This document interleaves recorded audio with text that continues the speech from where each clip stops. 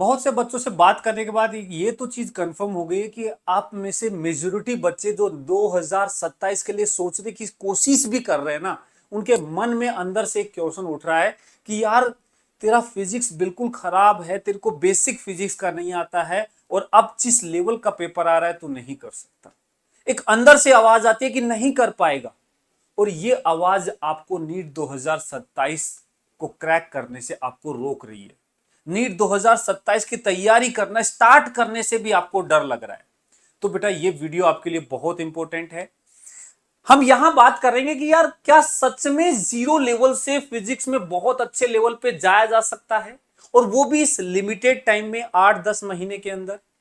क्या ऐसा पॉसिबल है कि मैं आज कुछ नहीं आता लेकिन बहुत अच्छे से कर लूं? यदि हां तो क्या करें? देखो, आप में से बहुत से बच्चे बहुत गलत डायरेक्शन में जाने वाले, मैं पहले बोल रहा हूं आपको। आपको लगता है कि प्रो लेवल फिजिक्स करना है, अच्छा सा तब करना है, तो इस बार मैं फिजिक्स को इतने घंटे पढ़ूंगा, इस बार मैं एडवांस के क्वेश्चन लगा लूंगा, इस बार मैं डेरिवेशंस कर लूंगा। बेटा एक्चुअल में यदि आप ऐसा सोच रहे हो कि इस तरीके से आपकी फिजिक्स बहुत अच्छी हो जाएगी, तो ये आपकी सबसे बड़ी गलतफहमी है। और आप पिछले बार से भी कम समय में डीमोटिवेट हो जाओगे। 1-1.5 महीने के बाद आपका फिजिक्स पढ़ने का मन नहीं करेगा, क्योंकि आपने सही डायरेक्शन नहीं ली। आज मैं वो सारी बातें करूंगा कि आप किस किस गलत डायरेक्शन में जा सकते हो और वो क्यों गलत है, उनकी बातें करेंगे। आपको यदि एक्चुअल में फिजिक्स पे कमांड करनी है तो सही रास्ता क्या है, सही सीक्वेंस क्या है, उन सब चीजों के बारे में बात करेंगे। कौन सी बुक्स फॉलो करनी चाहिए, लेवल अप क्वेश्चंस करने चाहिए या नहीं करने चाहिए, कितने लेवल के जाने चाहिए, कहां से क्वेश्चन सेलेक्ट करें, डाउट्स का क्या करें, आपकी स्पीड, क्योंकि हो सकता है इजी आ गया तो टफ आ गया, तो स्पीड भी मैटर करती है, एक्यूरेसी भी मैटर करती है, नई लैंग्वेज के क्वेश्चंस भी करने। इन सारे डाउट्स को आज हम क्लियर करेंगे इस वीडियो के अंदर। लेकिन शुरुआत करने से पहले मैं बता दूं बेटा कि यदि आप सोच रहे हो ना, देखो बहुत से बच्चों की नए नए ख्यालात आते हैं। आपको लग रहा होगा, कुछ बच्चे सोच रहे होंगे काम करता हूं, ये चैप्टर हाई वेटेज चैप्टर हैं, मैं इनको पहले अच्छे से कर लेता हूं ताकि मेरा इतना चैप्टर इतना नंबर तो तैयार हो जाएगा। यदि आप आज इस मेंटेलिटी से काम कर रहे हैं तो माफ कीजिएगा, लेकिन हकीकत बता रहा हूं, आप लेवल ऑफ फिजिक्स तो छोड़ो, आप फिजिक्स में आपको कभी कॉन्फिडेंस आएगा ही नहीं। ये बिल्कुल गलत रास्ता है। यदि आप सोच रहे हो, दिमाग में एक ख्याल भी आ रहा हो ना ये कि हाई वेटेज पहले कर लेता हूं, और कोई कहे भी, तो मैं बता रहा हूं बेटा, मेरा एक्सपीरियंस है इस चीज में, बिल्कुल गलत तरीका है। मैं किस तरीके से बोल सकता, देखो मेरे को भी कुछ नहीं आता था। मैं जब 10वीं क्लास से स्कूल से गांव से निकला था तो मुझे कुछ नहीं आता था, लेकिन फिर भी मैंने 2 साल जम के मेहनत किया 11th-12th में और जेई निकाल लिया भाई। और आईआईटी का एग्जाम निकालने के लिए मेरे को मैथ्स भी अच्छे से नहीं आती थी, फिर भी मेरा फिजिक्स जो है वो फेवरेट सब्जेक्ट बन गया था। क्यों? ऐसा क्या किया? सीक्वेंस बहुत मैटर करता है। आप चीजों को जिस सीक्वेंस में पढ़ते हो वो बहुत इंपॉर्टेंट होती हैं। बहुत से लोगों को तो इस चीज का पता ही नहीं कि किस सीक्वेंस में चीजों को पढ़ना चाहिए। यदि आपने सीक्वेंस गड़बड़ की ना, तो लिटरली बता रहा हूं, आप फिजिक्स में कभी कमांड हासिल नहीं कर सकते। मेरी बात हमेशा ध्यान रखना, टू मास्टर फिजिक्स कॉन्सेप्ट, यदि आप फिजिक्स के कॉन्सेप्ट्स को एकदम कंट्रोल में करना चाहते हो ना, और अच्छे लेवल ऑफ प्रॉब्लम को क्रश करना चाहते हो, फॉलो ए स्ट्रक्चर्ड सीक्वेंस। और ये कोई नई सीक्वेंस नहीं है, लेकिन फिर भी मैं बता रहा हूं कि फिजिक्स को टोटल 5 फेज में आपको कंप्लीट करना है। 5 फेज में कौन कौन से चीजों को पहले करना है, कौन को बाद में, किस तरीके से जाना है, कहां लेवल अप करना है, कहां थ्योरेटिकल ज्यादा जाना है, कहां एनसीईआरटी फॉलो करनी है, हर एक चीज इंपॉर्टेंट है। यदि आप रैंडम जाओगे, हाई वेटेज के पीछे जाओगे, कुछ भी कर रहे हो, बहुत से बच्चों का पता है क्या सोचना होता है कि पहले मैं इजी फिजिक्स कर लेता हूं, फिर मैं लास्ट में जब 4 महीने बचेंगे तो लेवल अप क्वेश्चंस कर लूंगा, उस तरीके से जाऊंगा। बिल्कुल गलत है, बिल्कुल गलत है।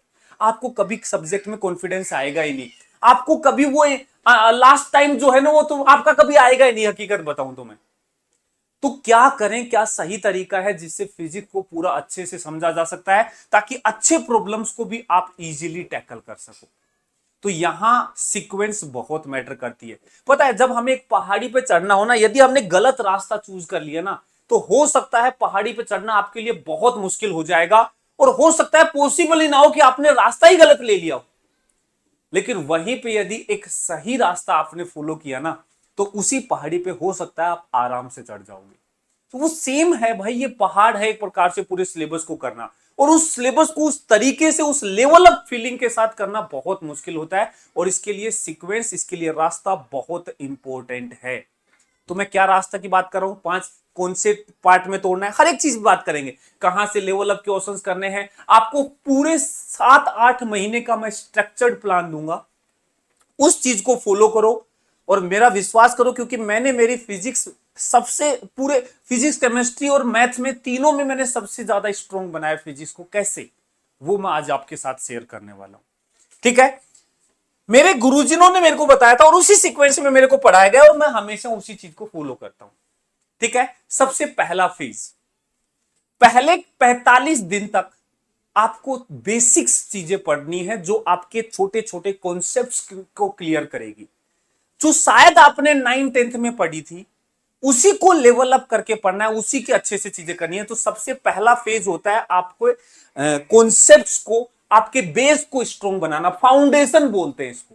और फाउंडेशन बनता है basic mathematics, vector, units and measurement, kinematics और लॉज ऑफ मोशन। यहां पे बेटा ये सारे आपको बेस को मजबूत करेंगे, आपको किस तरीके से परसेंटेज को हैंडल करना है, एरर्स को हैंडल करना है, किस तरीके से यूनिट्स को हैंडल करना है। काइनेमेटिक्स में आपको बेसिक वेलोसिटी, एक्सेलरेशन के बारे में पता चलेगा, इन चीजों को कैसे हैंडल करना वो यहां सीखोगे। ये जो 45 दिन है ना, आपको लगेगा आपने सिलेबस कुछ नहीं पढ़ा यार, वो 1.5 महीना निकल गया, ऐसा लगेगा, लेकिन लिटरली मेरी बात पे विश्वास करना, ये 45 दिन डिसाइड करेंगे कि आगे आपको फिजिक्स किस लेवल तक की आने वाली है। और यदि जिसने यहां रट्टाफिकेशन शुरू कर दिया, वो फिजिक्स नहीं सीख सकता।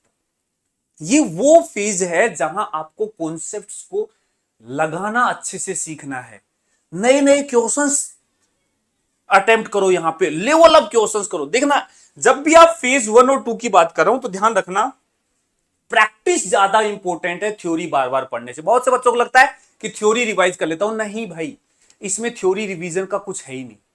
फेज 2 में भी सेम वही चीज है। फेज 2 में यहां पे आप बेसिक सीखोगे, लॉज ऑफ मोशन तक, प्रॉपर एक्सेलरेशन कैसे निकालते हैं, फिजिकल टू एम में कैसे लगाते हैं, इंपल्स क्या होता है, मोमेंटम क्या, छोटी छोटी चीजें सीखते हैं, और फिर उसका एप्लीकेशन यहां मैकेनिक्स में किया जाता है लेवल 2 पर।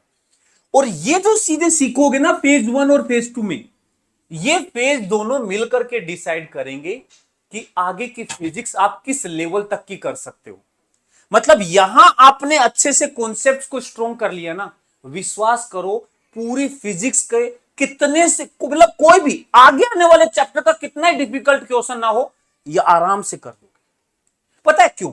क्योंकि आगे जो आप फिजिक्स पढ़ते हो क्लास 12th में, या थर्मल फिजिक्स, या मतलब रे ऑप्टिक्स और सब चीजों में, यदि मैं आपको कहूं क्वेश्चंस को टफ कैसे बनाया जाता है, वहां आपको सिंपल कॉन्सेप्ट सिखाए जाते हैं, उनको यदि डिफिकल्ट बनाना है ना, तो ये मैकेनिक्स उसमें डाल दी जाती है, काइनेमेटिक्स उसमें डाल दिया जाता है, प्रॉब्लम को डिफिकल्ट इन चीजों से बनाया जाता है। ये आपको बेस अच्छा होना चाहिए, और ये आपके 3 महीने खाएंगे।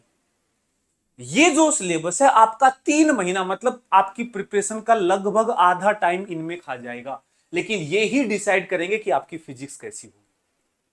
तो पहले फेज 1 अच्छे से करो, फेज 2 अच्छे से करो। जब ये फेज कर रहे हो तो याद रखना, थ्योरी के नाम पे यहां कुछ नहीं होता है, प्रैक्टिस क्वेश्चंस, नए नए क्वेश्चंस करना, वो बहुत इंपॉर्टेंट है। Face the hard problem and push your limit. जरूरी है कि इसमें आप अच्छे लेवल पे क्वेश्चंस को करो, जितना हो सके। नहीं आता है सॉल्यूशन से समझो, बार बार उन चीजों को करो। आपने 10 क्वेश्चन अच्छे लेवल के करने के बैठ गए, आपसे 10 के 10 सोल्व नहीं हुए, उनको 10 को अच्छे से समझो, फिर 10 दिन बाद दोबारा से उनको करो अच्छे से। मतलब जब तक पुश करते रहो, जब तक तुम्हारी लिमिट्स बढ़ ना जाए, और लिमिट आपकी यहीं पे बढ़ेगी। इसमें समय देना पड़ेगा यदि एक्चुअल फिजिक्स में ग्रोथ करना चाहते हो। Prepare your mind for unfamiliar problem, मतलब कभी देखी नहीं हो ऐसी सिचुएशन आ गई, तैयार करो दिमाग को, ट्रेन करो। नए नए क्वेश्चंस कहां से करोगे उसका भी सॉल्यूशन दूंगा, कि नए नए क्वेश्चंस कहां से लाओगे, कैसे करोगे, वो सारा डिटेल में आपको बता दूंगा। लेकिन पहले ये फेज दो फेज जो हैं, ये 90 दिन, लगभग 3 महीने आपका पूरा लेंगे भाई, लेकिन ये समय देना है, यही आपका फिजिक्स मजबूत करेगा।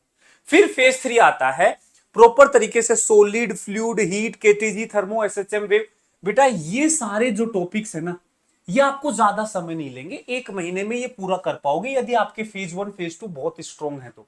एसएचएम वेव में वो जो मैकेनिक्स के कॉन्सेप्ट, काइनेमेटिक्स के कॉन्सेप्ट आपने सीखे वो यहां यूज होंगे। केटीजी थर्मोहीट, यहां नई नई छोटी छोटी चीजें पढ़ोगे, लेकिन याद रखना ये फेज 3 के बाद ही फेज 4 पे बढ़ना है। जब तक फेज 1 2 3 ये सीक्वेंस बहुत इंपॉर्टेंट है, क्योंकि जैसे आप फेज 4 स्टार्ट करोगे इलेक्ट्रोस्टैटिक्स, देखो इलेक्ट्रोस्टैटिक्स, कैपेसिटर, मैग्नेटिज्म, ये पूरा जो पढ़ते हो ना, पता है इसमें कॉन्सेप्ट्स के नाम पे क्या लगता है?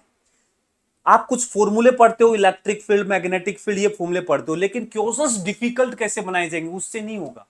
डिफिकल्ट बनते हैं उसमें मैकेनिक्स डाल देंगे, उसमें वर्क एनर्जी थ्योरम का यूज करवा लेंगे, उसमें रोटेशन का कॉन्सेप्ट डाल देंगे, टॉर्क वगैरह निकलवा लेंगे। मतलब क्वेश्चंस को टफ वही मैकेनिक्स बनाती है। और यदि आपने मैकेनिक्स पे अच्छे से कंट्रोल कर रखा है, अच्छी कमांड कर रखी है, तो नो डाउट आपको इन चैप्टर्स में कभी प्रॉब्लम नहीं होगी। बहुत से बच्चे सोचते हैं कि नए नए डेरिवेशंस कर लेता हूं सारे। अरे भाई इलेक्ट्रोस्टैटिक्स में इलेक्ट्रिक फील्ड का फॉर्मूला है सॉलिड स्फीयर के कारण इलेक्ट्रिक फील्ड, उसको डेराइव करके भी तुम क्या कर लोगे, क्या कर लोगे? देखो डेरिवेशंस हम इसलिए करते हैं ताकि उस टाइप की कोई दूसरी सिचुएशन मॉडिफाई करके दे दी जाए तो उसको करो, वो हैंडल करना सीखो। सेम वो डेरिवेशन आपके कोई काम नहीं आएगा, आप कोई बोर्ड का एग्जाम लिखने नहीं जा रहे हो, लेकिन वो डेरिवेशन को इसलिए समझते हैं हम ताकि उस टाइप की कोई दूसरी प्रॉब्लम मॉडिफाई करके आए आपके सामने तो वो कर सको। तो मेन चीज है उसकी प्रैक्टिस करो, मॉडिफाइड प्रॉब्लम की प्रैक्टिस करो, ऐसे क्वेश्चंस जो आपको मजबूर करे पूरा कॉन्सेप्ट लगाने के लिए, ना कि फॉर्मूला लगाने के लिए।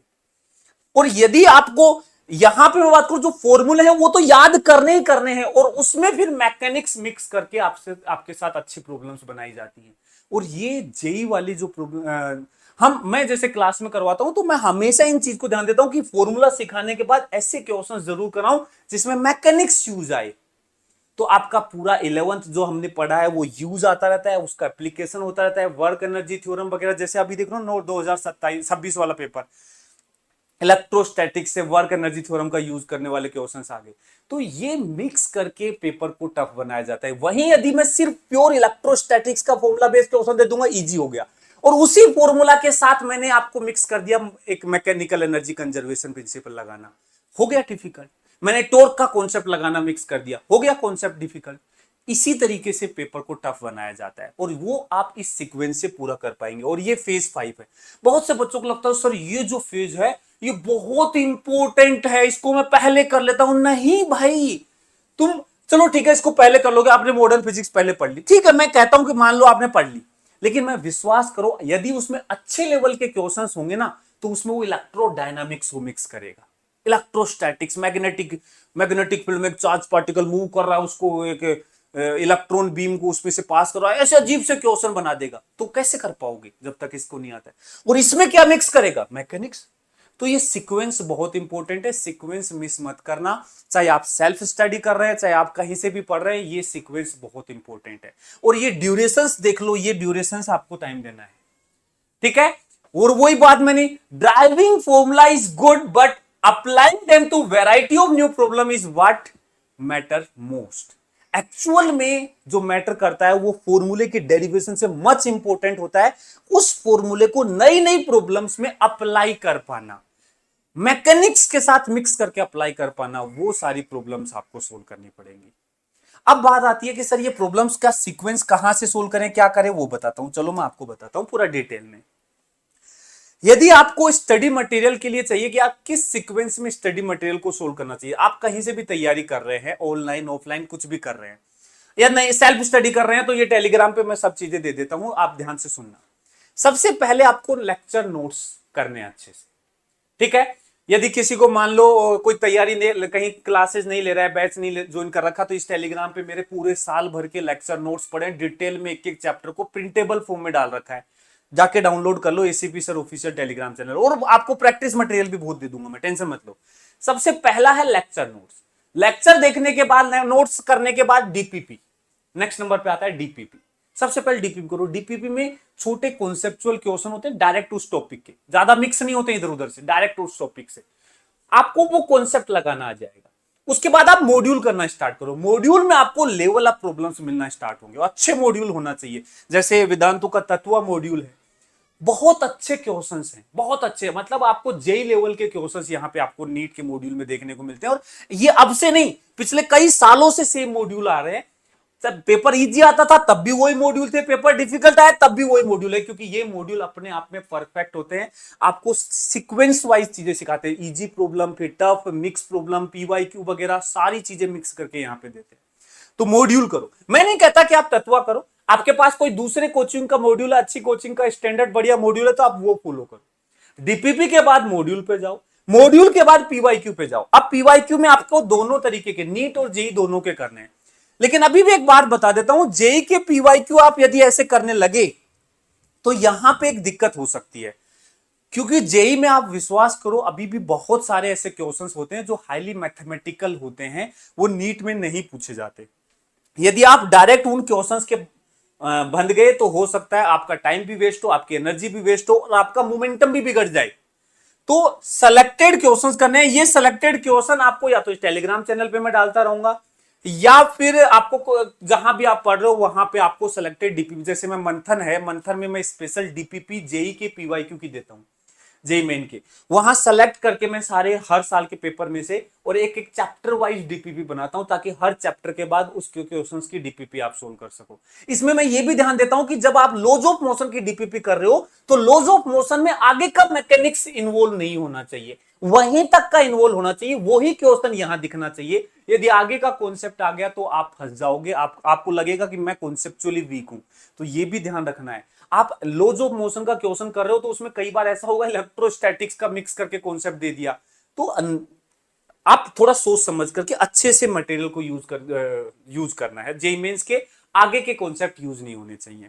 मंथन में मैं इस चीज की अलग से डीपीपी दे रहा हूं जेई मेंस के क्वेश्चन की। नीट का तो आपके पास पीवाईक्यू होते हैं, देते हैं, क्लास में भी करवाते हैं। इसके बाद आपको बुक सोल्व करनी है। अब किसी को लगता है सर डीपीपी पीवाईक्यू कर लूं, बहुत है क्या? बेटा बहुत कुछ नहीं होता है। एक्चुअल बात यह है, बहुत कुछ नहीं होता, जितना कम कर लोगे उतना कम रहेगा। आप नहीं करोगे तो कोई दूसरा बच्चा आपसे ज्यादा मेहनत कर रहा होगा। तो ये सब करना है अपने, मतलब कहता है ना, अपने एफर्ट्स को इतना बढ़ाओ, अपने आप को इतना पुश करो कि आपको ये भी कम लगने लग जाए। इतना ज्यादा मेहनत करनी पड़ती है। पीवाईक्यू करने के बाद बुक्स पे जाओ। अब बुक्स में जैसे एचसी वर्मा आप सोल्व कर सकते हो, सब्जेक्टिव है लेकिन बहुत अच्छी बुक है।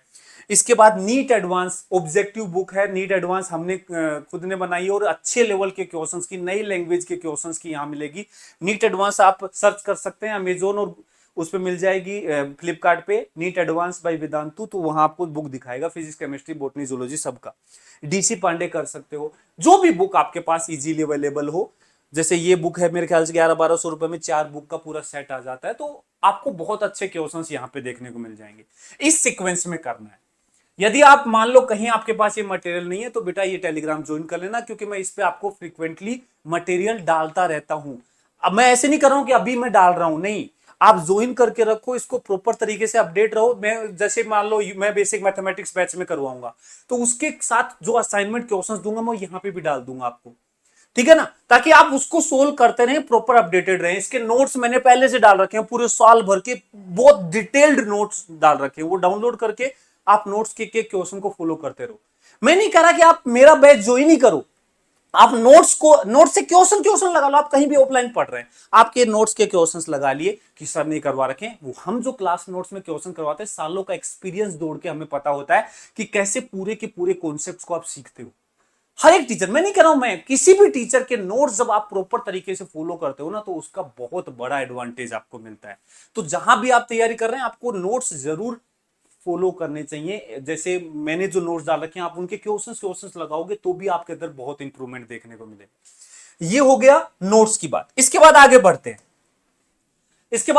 हैं, बेटा बहुत से बच्चे क्या करते हैं कि सोचते हैं कि लास्ट में जाके एक टेस्ट सीरीज फॉलो करूंगा। सबसे गलत बात। आपको पूरे एक साल भर के दौरान एक टेस्ट सीरीज जरूर फॉलो करनी चाहिए। पता है टेस्ट सीरीज से बेनिफिट्स क्या है?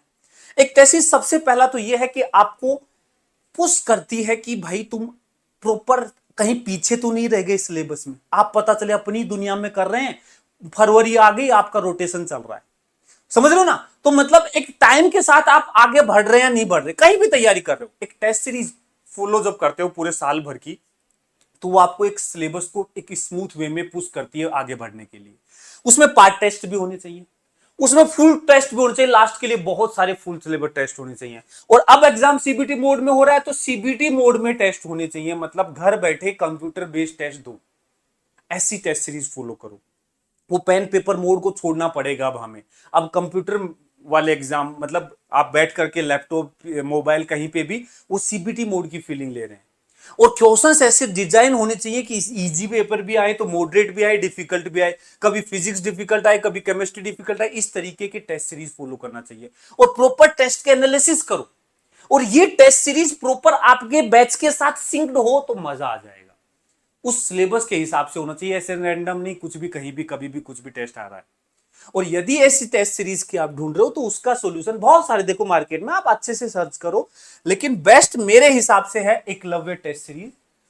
मात्र 2000 रुपए में साल भर के हैं, लगभग शायद 12-13 तो पार्ट टेस्ट है चैप्टर वाइज तोड़ करके, फिर 2 कम्युलेटिव टेस्ट हैं और 41 फुल सिलेबस टेस्ट है, ऐसे टोटल 55 के लगभग टेस्ट है यहाँ पे।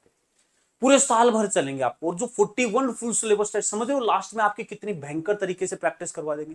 और उसका हर एक टेस्ट मुझे पता है हम मिल करके डिसाइड कर रहे हैं कि भाई इस बार इस पेपर में ये डिफिकल्ट जाना चाहिए, इसमें लेंथी जाना चाहिए, इसमें ये करना चाहिए, इसमें जितने भी पॉसिबल वेरिएशंस नीट में पूछ सकता है वो सारे पॉसिबल वेरिएशन इस टेस्ट सीरीज में डाले गए और सारी सीबीटी मोड आप घर बैठे प्रैक्टिस कर पाओगे। ठीक है, इसके साथ नीट एडवांस का भी एक कॉम्बो बना रखा है, वो आपकी मर्जी, आप लेना चाहें या फिर ओनली टेस्ट सीरीज भी लेना चाहें तो मात्र ये है।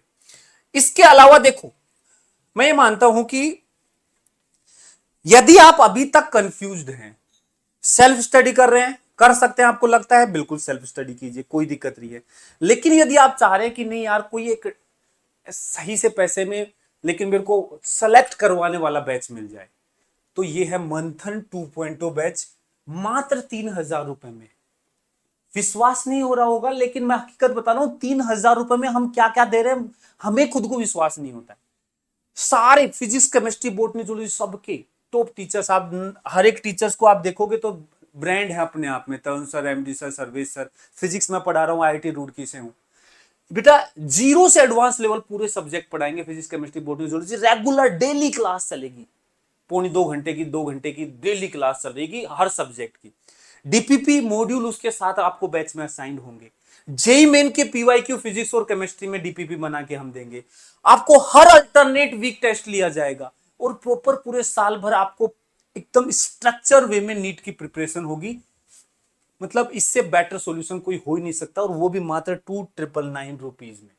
और यहां ऐसा नहीं है कि बैच में लाखों बच्चे बैठे होते हैं, नहीं, हम कुछ सेलेक्टेड बच्चों तक ही एडमिशन लेते हैं ताकि हम हमारे बैच में लिमिटेड नंबर ऑफ स्टूडेंट को रखें, ताकि बच्चा आराम से डाउट पूछ सके, आराम से उसके डाउट सोल्व हो। इसके अलावा आपको इंस्टेंट डाउट सोल्विंग सपोर्ट भी दिया जाता है। आपको लेक्चर के दौरान तो हम बता ही देते हैं, लेक्चर के बाद आप कोई मटेरियल सोल्व कर रहे हैं वहां तो इंस्टेंट आप फोटो खींच के डालेंगे, आपको वहां पे डाउट का सोल्यूशन मिलेगा।